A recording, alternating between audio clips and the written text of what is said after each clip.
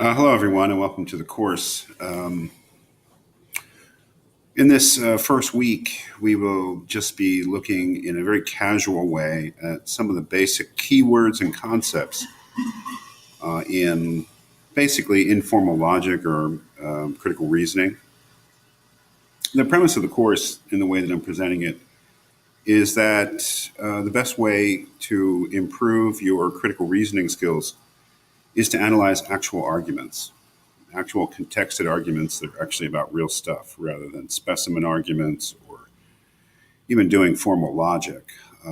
So the vast majority of this course is just actually looking at real arguments that philosophers and other people have made on real subjects, thinking about them, analyzing them, summarizing them to some degree, finding the argument within an article and thinking about it and critiquing it. But as a way of getting started, I thought that what we could do is to simply, and again, in an entirely informal way, to maybe get our vocabulary together to some extent, at least to emphasize certain words and concepts that are typically used when we're talking about argumentation, reasoning, and logic. Again, informal logic. This is not a course in any way in formal logic. So I'm just going to freely sort of write some things here and say some things that may be of some help as we move forward. The sort of central theme of the course here is argument.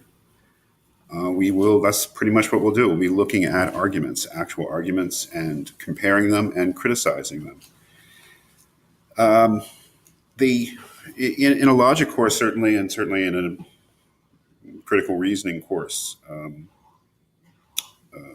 argument is usually thought to be both a premises, and conclusion.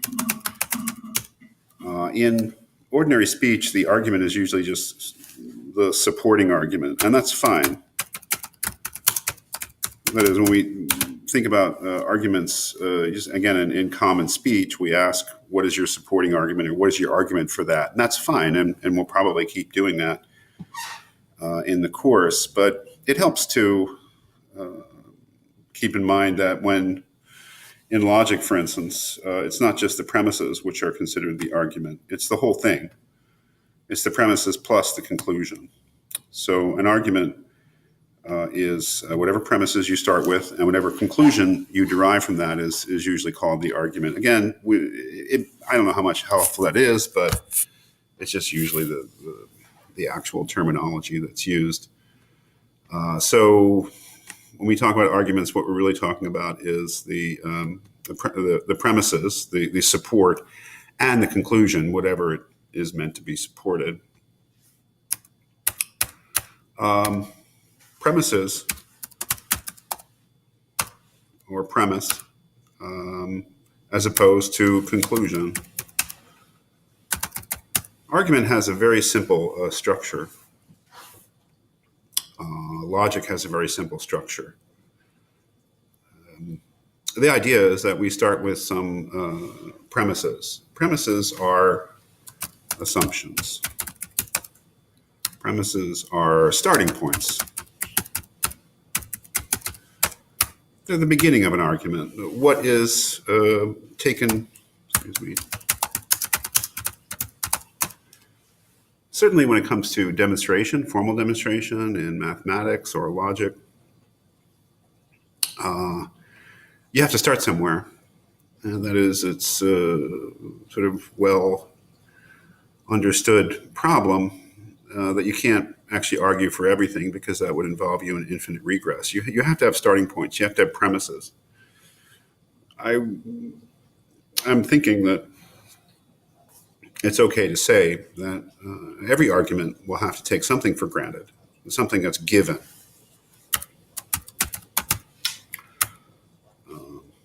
Has to start somewhere. And the idea is from those starting points, we can draw some sort of conclusion. Something, the basic relationship is, the conclusion is, hopefully,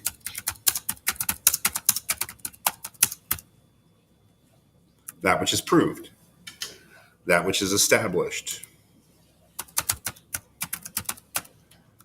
And, we have to go back to it, the ordinary way of speaking,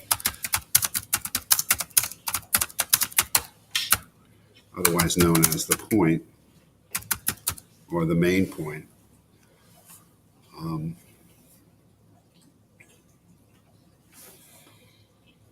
So the basic structure of any argument is something like,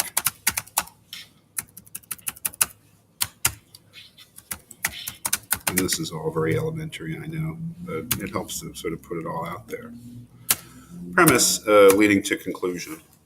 Of course, in the arguments we look at, any complex argument, things will be more complex than this simple thing where we have premises that lead directly to a conclusion. Of course, it's the case that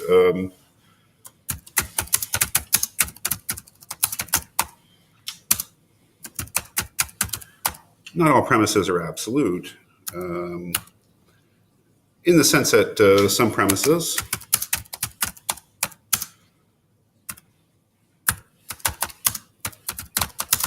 we can always start with something being a premise, and then we can argue for it. And that's probably pretty common. In sort of Euclidean geometry, as you know, the idea is that you start with certain self-evident first principles. Things are axiomatic. Of course, there's big questions about how self-evident they are. But the idea is that there are true starting points. But most of the premises that we deal with in ordinary argumentation are not absolute in that sense, and we may take them for granted in one context, but then we may argue for them in another. And so, the idea is that premises and conclusions are just statements. An individual statement, something just like that. In some contexts, it's a premise. We take it for granted. We take it as assumed. But we could also argue for it. So basically, the idea is a statement plays the role of premise or conclusion. And it depends upon the context. So our conclusions could be premises, our premises could be conclusions, but obviously we try to start in our premises with things that we think are widely accepted, and we use them to argue to things which are not so widely accepted, which is sort of the point of arguing anything.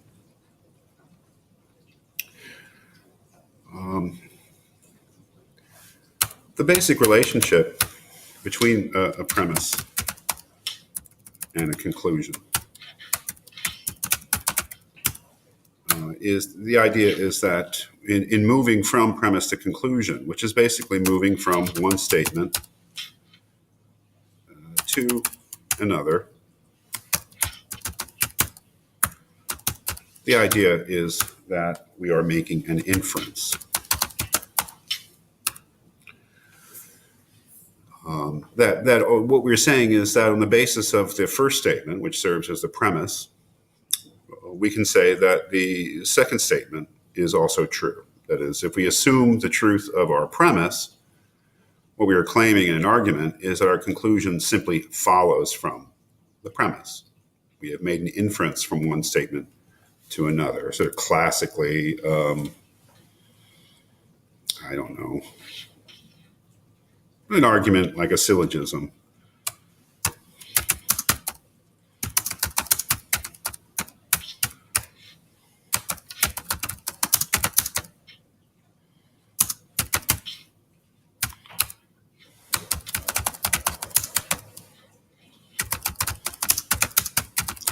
The idea is that,